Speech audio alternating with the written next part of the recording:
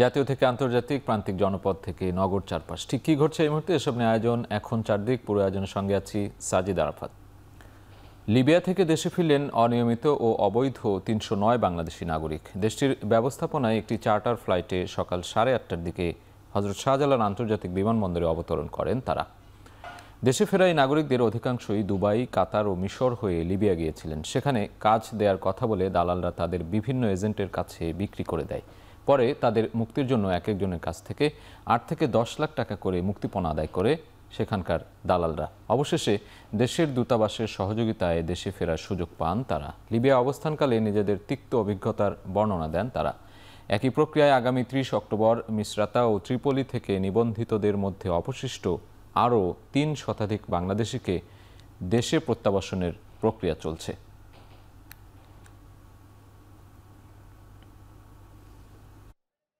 চুরি সুসমানি বেশি হয়ে গেছে গা, মানুষ দেখা গেছে কি আপনার তারাই এখন খাইতে পিতে ঠিক মতো পায় না, মানে আজনবীদের ওপরে অনেক টর্চারিং করে এবং কি রুমে যাইয়া আপনার যা পায় দরজা ভাঙ্গা অথবা ওয়ার্ল্ডিংয়ে আইয়া যা পায় তা সব নিয়ে যায়। মাফিয়ারা ধরে পুলিশের কাছে বেঁচে দেয়, পুলিশে ধরে মাফিয়ার কাছে বেঁচে দেয়। দেখে একশো আমার ধরে আমার প্রায় 20 লাখ টাকা খরচ হয়ে গেছে। মার তো একদম ফ্রি। হ্যাঁ, মারধর করছে, নির্যাতন করছে, তারপরে টাকার মুক্তিপণ দাবি করছে, টাকা লাগছে 8 লক্ষ টাকা সারাইতে। না মানে খুব খারাপ, খুব খারাপ। মাফিয়ারা তো লেখার আত্মভাঙ্গিলাই টিয়ার লোক কোনো ব্যবস্থা নাই। কামের লোক রাস্তা দিয়ে বাড়িলে গাড়ি দিয়ে দেখলে ভয় করে। কক্সবাজারের টেকনাফের বাহারছড়ার পাহাড়ি এলাকা থেকে নারী ও শিশুসহ ৪৪ জনকে উদ্ধার করেছে কোস্টগার্ড। বৃহস্পতিবার রাত ২:৩০ থেকে শুরু করে প্রায় ৪.৫ ঘন্টা বাহারছড়ার পিরিচ ভাঙা পাহাড়ি এলাকায় এই অভিযান চালানো হয়। কোস্টগার্ড জানায়, গোপন সূত্রে ওই পাহাড়ি এলাকায় মালয়েশিয়ায় পাচার ও মুক্তিপণ আদায়ের জন্য নারী পুরুষদের জড়ো করার খবর মেলে। তারই প্রেক্ষিতে রাতভর চালানো হয় অভিযান। উদ্ধারকৃতদের মধ্যে ৪১ জন বাংলাদেশে আশ্রিত রোহিঙ্গা ও ৩ জন বাংলাদেশি নাগরিক। উদ্ধার হওয়া ৪৪ জনকে বর্তমানে টেকনাফে কোস্টগার্ডের কেরুনতলি স্টেশনে রাখা হয়েছে।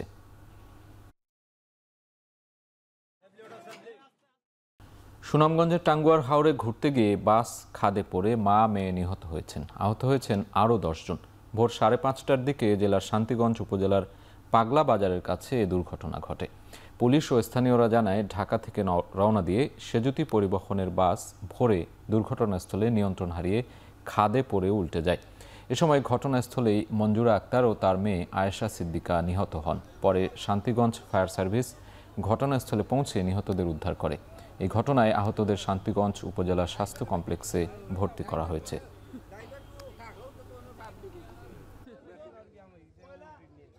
থানার শান্তিগঞ্জ থানার ওসি সাহেব আসছে, থানার স্টাফ আসছে, হাইওয়ে থানার ওসি সাহেব আসছে, তারা স্টাফ আসছে। আসার পরে এখানে লাশ খুলাইয়া এই কভার করছে, তারা কভার করিয়া 2টা লাশ, মা মেয়ের লাশ তারা ইয়াতে নিয়ে গেছে, থানাতে নিয়ে গেছে। ভোর 5টা 5:30টার দিকে এখানে যে বাসটা দুর্ঘটনা কবলে অ্যাক্সিডেন্ট হয়েছে। আমরা আসলে শব্দ শুনি দূর দূরান্ত থেকে আইসা এই যে যারা আহত হয়েছে বা গাড়ির ভিতরে যারা ছিল তারা উদ্ধার করার চেষ্টা করছে। উদ্ধার করে অনেকে আহত অবস্থায় হাসপাতাল পাঠাইছে। আর ঘটনাস্থলে 2 জন মা ও মেয়ে 2 জন মারা গেছেন। প্রতিনিয়ত এই জায়গাটা নিয়ে বড় আতঙ্কে থাকি। এই জায়গাটা বড় সেন্সিটিভ। কয়েকদিন পরপরই মাসখানিকের ভিতরে প্রায় 2টা অ্যাক্সিডেন্ট হয়ে গেছে। প্রায় মাসখানিক পূর্বে 3 জন যাত্রী এখানে জায়গায় মৃত্যুবরণ করেছে। আজকে আবার একটি প্রায় 40 জনের যাত্রী নিয়ে একটা অ্যাক্সিডেন্ট করেছে। তাই আমরা মনে করি এখানে একটা বাদ থাকলে সবচেয়ে ভালো হয়। এদিকে নরসিংদীতে যাত্রীবাহী বাসের ধাক্কায় ব্যাটারি চালিত ইজি বাইকের চালকসহ 3 জন নিহত হয়েছেন। বৃহস্পতিবার রাত 12টার দিকে ঢাকা সিলেট মহাসড়কের মাধবদীর রায়নাদি এলাকায় এ দুর্ঘটনা ঘটে। নিহতরা হলেন সদর উপজেলার নুরালাপুর ইউনিয়নের রায়নাদি গ্রামের সিয়াম মিয়া, সাব্বির হোসেন ও অটোরিকশা চালক ফাহিম মিয়া। নিহতের স্বজনরা জানান, রাতে ইজি বাইক নিয়ে মাধবদী থেকে রায়নাদি এলাকায় যাচ্ছিলেন তারা। ইজি বাইকটি মহাসড়ক পার হওয়ার সময় ঢাকা থেকে ছেড়ে আসা সিলেটগামী একটি যাত্রীবাহী বাস ইজি বাইকটিকে চাপা দেয়। এতে ঘটনাস্থলে মৃত্যু হয় সিয়াম মিয়ার। আহত 2 জনকে উদ্ধার করে ঢাকা মেডিকেল কলেজ হাসপাতালে আনা হলে মৃত্যু হয় তাদের। এদিকে ফরিদপুরের ভাঙার তারাইল বাসস্ট্যান্ড এলাকায় সড়ক দুর্ঘটনায় নিহত হয়েছে আরও 2 জন। এছাড়া যশোরের জাহাঙ্গীরপুর এলাকায় ট্রলি ও 2 মোটরসাইকেলের ত্রিমুখী সংঘর্ষে মৃত্যু হয়েছে 2 মোটরসাইকেল আরোহী।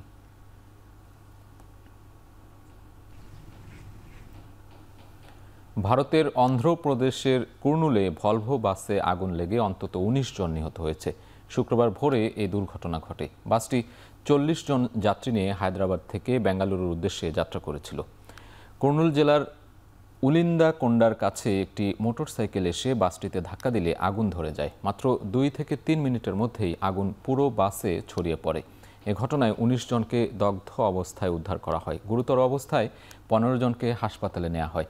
হতাহতের সংখ্যা আরও বাড়তে পারে বলে আশঙ্কা করা হচ্ছে। এ ঘটনায় শোক জানিয়েছে দেশটির প্রেসিডেন্ট দ্রৌপদী মুর্মু ও অন্ধ্রপ্রদেশের মুখ্যমন্ত্রী চন্দ্রবাবু নাইডু।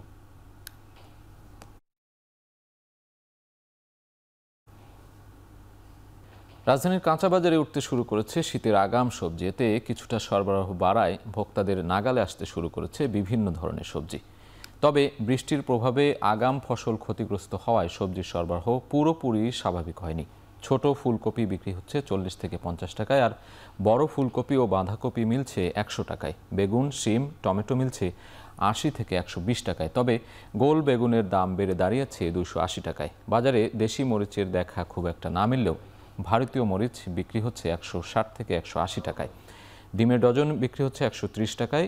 বিক্রেতারা বলছেন, শীত জমে উঠলে সরবরাহ বাড়বে, তখন দামও কমে আসতে পারে। কাঁচা মরিচ 160 টাকা কেজি, এগুলো সব হলো ইন্ডিয়ান আমদানিকৃত, আর বাংলাদেশের মরিচের আমদানি অনেক কম। এই যে গত সপ্তাহে শসা বিক্রি করছে 80 টাকা, এখন মাত্র 50 টাকা কেজি। এই যে বেগুন, এটা বাজার শ্রেষ্ঠ বেগুন 120 টাকা কেজি। আর সিসিঙ্গা 50 টাকা, দুন্দুল 50 টাকা, তারপর সিম হলো 100 টাকা।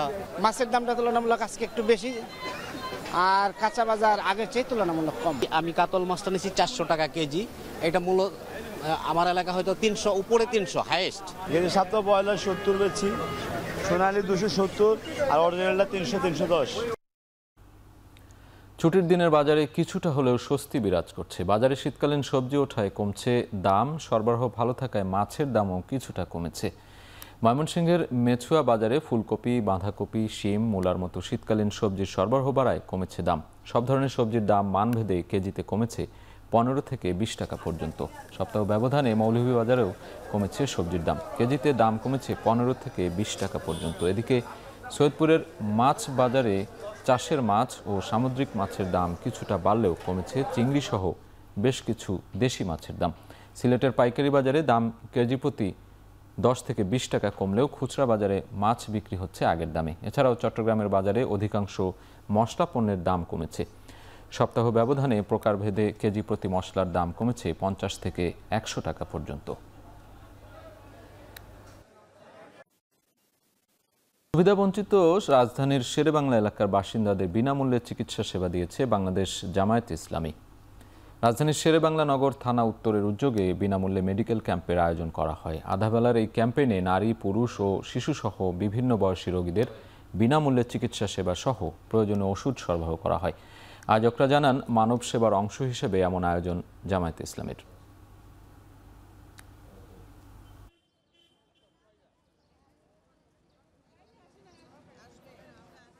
আমাদের আগের এই জনকল্যাণমুখী কার্যক্রমগুলো ধারাবাহিকতাটা রেখে পাবলিককে আরও গণমুখী সম্পৃক্ত করার জন্য আমরা এই ক্যাম্পগুলো করেছি। কোনো ধর্ম, বর্ণ এরকম কোনো ভেদাভেদ আমাদের এখানে নেই। আজকের এই আয়োজন হচ্ছে সাধারণ জনগণের জন্য, বিশেষ করে যারা ডাক্তার দেখাতে গিয়ে অনেক সময় তাদের ফিনান্সিয়াল ক্যাপাসিটি থাকে না, তাদেরকে আমরা অগ্রাধিকার দিচ্ছি। আজ বিশ্ব পোলিও দিবস। দিনটি উপলক্ষে চট্টগ্রামে আয়োজন করা হয়েছে জনসচেতনতামূলক বর্ণাঢ্য র্যালি ও সমাবেশ। সকালে নগরীর ইঞ্জিনিয়ার্স ইনস্টিটিউট চত্বরে বেলুন উড়িয়ে র্যালির উদ্বোধন করেন চট্টগ্রামের civil surgeon doctor Jahangir Alam. চট্টগ্রামের 37টি রোটারি ক্লাবের প্রতিনিধিরা র্যালিতে অংশ নেন। এ সময় বক্তারা বলেন, বাংলাদেশ প্রায় পোলিও মুক্ত হলেও এখনও পুরোপুরি নির্মূল করা যায়নি। তাই প্রতিটি শিশুকে টিকার আওতায় আনতে সরকার, সমাজকর্মী ও স্থানীয় জনগণের সম্মিলিত প্রচেষ্টায় জোর দেন বক্তারা।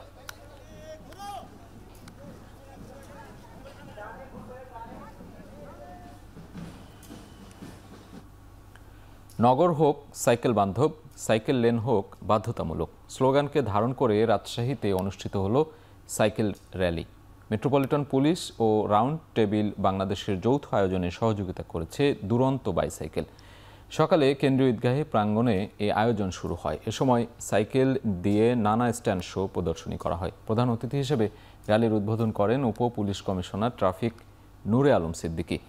এরপর র্যালিটি নগরীর প্রধান সড়ক প্রদক্ষিণ করে। আয়োজকরা জানান, সমাজে অপরাধ কমিয়ে তরুণদের শরীর মন ভালো রাখতেই এই আয়োজন। পাশাপাশি সরকারিভাবে সাইকেল লেন চালুর দাবিও তাদের। পরিবেশ সুরক্ষা ও শারীরিকভাবে ফিট থাকতে সাইকেল প্রতিনিয়ত ব্যবহারের কথা জানান র্যালিতে অংশগ্রহণকারীরা।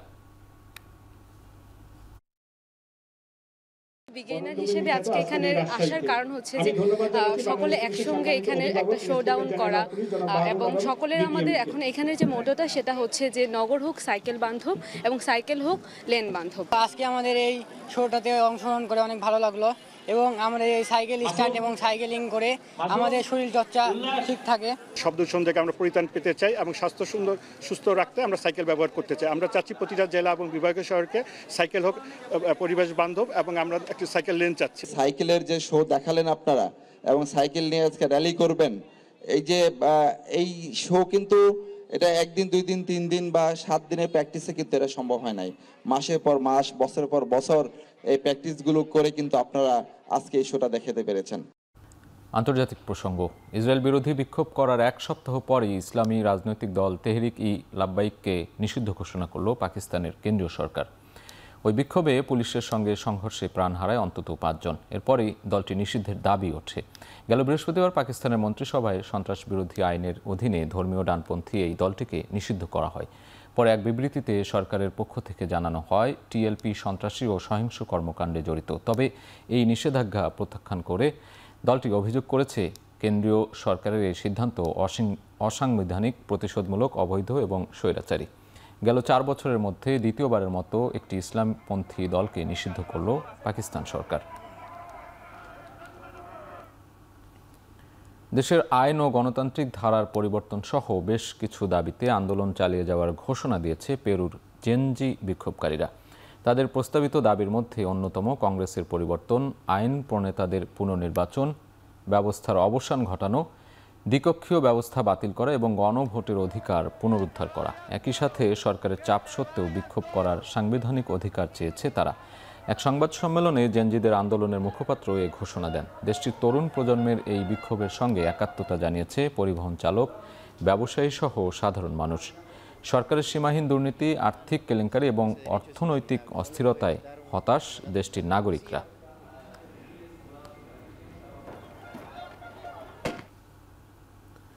হামাসের কাছে এখনও 13 জন জিম্মি রয়েছে দাবি করে জাতিসংঘে ইসরায়েলি প্রতিনিধি ড্যানি ড্যানন বলেছেন, সংগ্রাম এখনও শেষ হয়নি ইসরায়েলের। গাজার পরিস্থিতি নিয়ে অনুষ্ঠিত জাতিসংঘের নিরাপত্তা পরিষদের বৈঠকে যুদ্ধবিরতি এবং তা লঙ্ঘন নিয়ে আলোচনা হয়। পাল্টাপাল্টি অভিযোগও ওঠে ইসরায়েল ও ফিলিস্তিনের বিরুদ্ধে। যদিও জাতিসংঘে নিযুক্ত ফিলিস্তিনি কর্তৃপক্ষ জানিয়েছে, প্রেসিডেন্ট ট্রাম্পের প্রস্তাবিত শান্তি চুক্তি অনুযায়ী কাজ করতে প্রস্তুত ফিলিস্তিন। যুদ্ধবিরতিকে ন্যায্য ও স্থায়ী শান্তিতে রূপান্তর করাই তাদের একমাত্র লক্ষ্য। এদিকে যুক্তরাষ্ট্রের অভিযোগ, হামাস কেবল ইসরায়েলি নয়, গাজার অভ্যন্তরে নিরীহ ফিলিস্তিনিদেরও হত্যা করছে। এ বিষয়ে বিশ্ববাসীকে সজাগ হওয়ার আহ্বান জানান তিনি।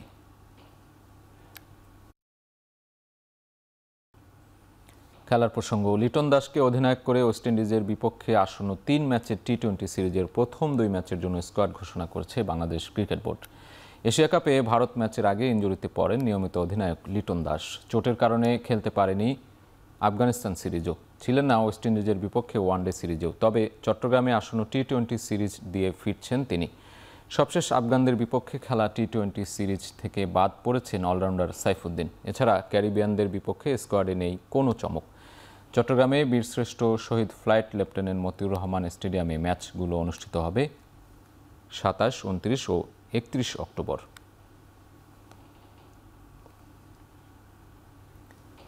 এক ম্যাচ বাকি থাকতেই ভারতের বিপক্ষে ওয়ানডে সিরিজ জিতেছে অস্ট্রেলিয়া। শেষ ম্যাচের স্কোয়াডে বেশ কিছু রদবদল করেছে অজিরা।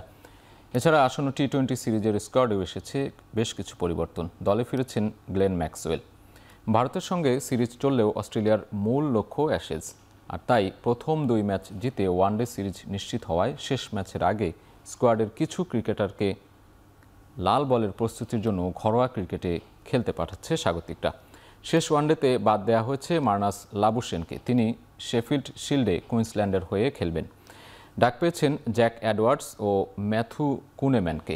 দুজনের মাঝে আন্তর্জাতিক ক্রিকেটে এখনও অভিষেক হয়নি জ্যাকের। টি-20 সিরিজের তৃতীয় ম্যাচ থেকে দলের সঙ্গে যুক্ত হবেন গ্লেন ম্যাক্সওয়েল। এছাড়া বেন ডারউইশ সিরিজের শেষ 2 টি-20-তে খেলবেন।